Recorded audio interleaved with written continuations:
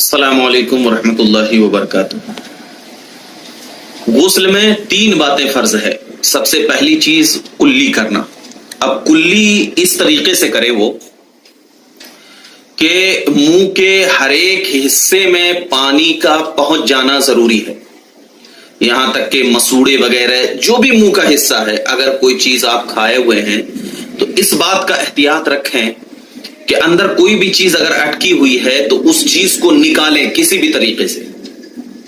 जैसे कि गोश्त वगैरह कोई खा लेते हैं कि उसका रेशा वगैरह फंस जाता है, या कोई पान खाता है, या कोई सुपारी खाता है, तो इन चीजों को क्या है बिल्कुल निकाल दें। वरना क्या है, अगर कोई भी हिस्सा आपके मुंह के अंदर, कोई भी हिस्सा अगर जरा सा भी सूखा रहा या कोई ऐसी चीज अटकी रही जिसके अंदर पानी जाना मुमकिन नहीं ना हो और आपने पूरा नहा लिया तो भी आपका गुस्ल नहीं होगा। अगर आप गुस्ले जनाबत कर रहे हैं, यानी आपके ऊपर गुस्ल फर्ज था, उसके बाद अगर आप गुस्ल कर रहे हैं और कोई हिस्सा आपके अंदर दांतों में अटका हुआ है और पानी उसके अंदर नहीं पहुंच रहा है, तो अगर आप के ऊपर गुस्ल फर्ज था और उसके बाद आप गुस्ल कर रहे हैं तो आपका गुस्ल नहीं होगा, क्योंकि कुल्ली करना यह गुस्ल में फर्ज है। दूसरी चीज यह है गुस्ल के फराइज में से नाक के में पानी डालना। अब नाक में जो पानी डालना है तो नाक की जो हड्डी होती है, ये जो जिसको के कहा जाता है, इसको ये कहा जाता है कि नाक की जो बिल्कुल नरम हड्डी बिल्कुल खत्म हो जाए और सख्त हड्डी जो पहुंच यहां पर होती है, सख्त हड्डी, वहां तक पानी को पहुंचाना बिल्कुल जरूरी है नाक के अंदर।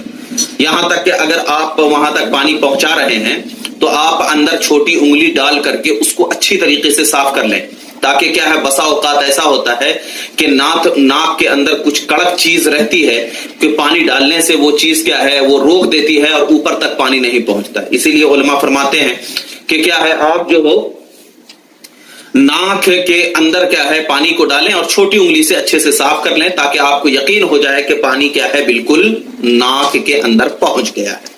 और तीसरा जो फर्ज है वो इस तरीके से है कि सर से लेकर के पांव के नाखून तक कोई भी हिस्सा ऐसा ना हो जो बिल्कुल सूखा रह जाए। पूरे जिस्म के ऊपर पानी बहाना आपके लिए जरूरी है।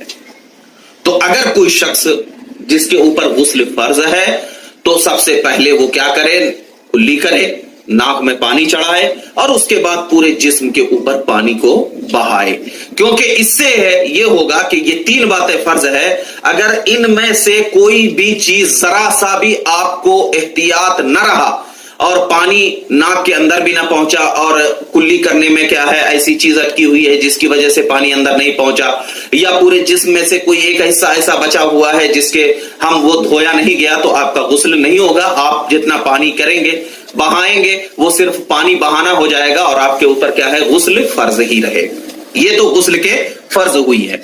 लेकिन क्या है, गुस्ल का जो ये तो आपका फर्ज है, आप जैसे चाहे नहा ले, लेकिन सुन्नत तरीका ये है गुस्ल में कि आप सबसे पहले जब गुस्ल करने के लिए जाएं तो गुस्ल करने के लिए जाएं तो सबसे पहले क्या है, अपने दोनों हाथ को ये गट्टों तक धो लें। ये सुन्नत तरीका मैं बता रहा हूं। फर्ज तो है कि आप जैसे चाहें अदा कर ले, लेकिन इंसान को चाहिए ये कि अल्लाह के नबी सल्लल्लाहु अलैहि वसल्लम की जो सुन्नतें हैं गुस्ल में, वो अगर हम उसका एहतियात करते हुए अगर गुस्ल करेंगे तो इंशाअल्लाह तबारक व तआला जरूर हमें गुस्ल की ज्यादा बरकत होगी। क्योंकि गुस्ल ऐसी चीज है कि उसी पर वुजू मुनहसिर है, नमाज मुनहसिर है, इबादत मुनहसिर है। तो अगर आप गुस्ल करेंगे तो क्या है, आपकी इबादत भी कबूल होगी, वरना अगर आपका गुस्ल ही नहीं होगा तो फिर आपकी इबादत क्या है, बेकार हो जाएगी। तो गुस्ल क्या है, सबसे पहले जब गुस्ल करने का इरादा रखे तो अंदर जाए, अंदर जाने के बाद दोनों हाथ को गट्टों तक धोए।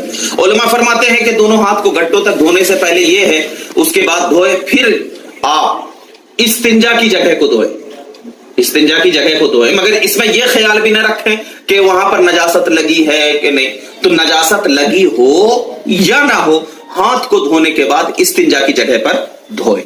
और उसके बाद अगर आपको कहीं पर इस बात का एहसास हो कि बदन पर कहीं नजासत लगी हुई है, तो फिर क्या है, उस जगह यानी जहां पर नजासत लगी हुई है तो उस नजासत की जगह को भी क्या कर ले, धो ले। जब ये 3 बातें आप कर ले तो उसके बाद फिर क्या है, वुजू करें। यानी जैसे आप नमाज के लिए वुजू करते हैं ना, उसी तरीके से क्या है आप वुजू करें। लेकिन क्या है, पांव को न धोए, لیکن یہ مسئلہ اس جگہ کے لیے ہے کہ جہاں پر آپ ایسی جگہ پر بیٹھ کر کے نہا رہے ہوں تو جہاں پر کیا ہے پانی رک جاتا ہو تو پاؤں کو غسل کرنے کے بعد الگ میں اونچی جگہ پر ٹھہر کر کے پاؤں کو دھونا ہے. لیکن آج کل ایسا باتھ روم ہو چکا ہے کہ پانی بہ کر کے چلا جاتا ہے. تو غسل جب وضو کریں یعنی غسل کرنے سے پہلے جب وضو کریں تو کیا کر لیں, اس صورت میں پاؤں بھی دھو لیں. اور جب پاؤں دھو لیں تو وضو کر لیں, یعنی وضو کرنے کے بعد پاؤں بھی دھو لیں, یعنی پورا وضو کر لیں. اس کے بعد سنت یہ ہے کہ پورے بدن پر جس طرح تیل لگاتے ہیں نا ہم بدن میں, اسی طریقے سے کیا ہے ہاتھ میں پانی لے کر کے پورے بدن پر کیا ہے پانی کو تیل کی طرح لگڑیں. اس سے فائدہ یہ ہوگا, یہ سنت ہے, اس سے فائدہ یہ ہوگا کہ بسا اوقات ہمارے جسم بالکل سوکھے پڑ جاتے ہیں اور ہم پانی جو بہاتے ہیں نا بدن کے اوپر سے تو بسا اوقات وہ سوکھا پن ویسے ہی باقی رہتا ہے اور بدن کے اوپر سے پانی چلا جاتا ہے. تو اگر ہم لگڑیں گے تو بدن کے اندرونی اس چیز کو بھی کیا ہے پانی یہ ہو جائے گا. پھر اس کے بعد یعنی پانی کی طرح تیل کی طرح کیا ہے اس پانی کو پورے بدن پر لگڑیں. پھر 3 مرتبہ یہ جو داہنا مونڈا ہے پھر 3 مرتبہ کیا ہے داہنے مونڈے پر پانی کو بہائیں اور پھر 3 مرتبہ بائیں مونڈے پر پانی کو بہائیں. اور جب 3 مرتبہ اس پر اور 3 مرتبہ اس پر بہائیں تو پھر اس کے اوپر سر کے اوپر کیا ہے پانی بہائیں. اور پانی بہانے کے بعد آپ کا غسل جو ہے بالکل ہو گیا یہ سنت کے مطابق. تو جب ان چیزوں سے یعنی غسل آپ جب کر لیں گے تو غسل کرنے کے بعد اگر آپ نے ایسی جگہ پر غسل کیا ہے جہاں پر پانی بالکل رکتا ہے تو آپ کے پانی وہ لگ رہا ہے تو وہ مائع مستعمل ہے.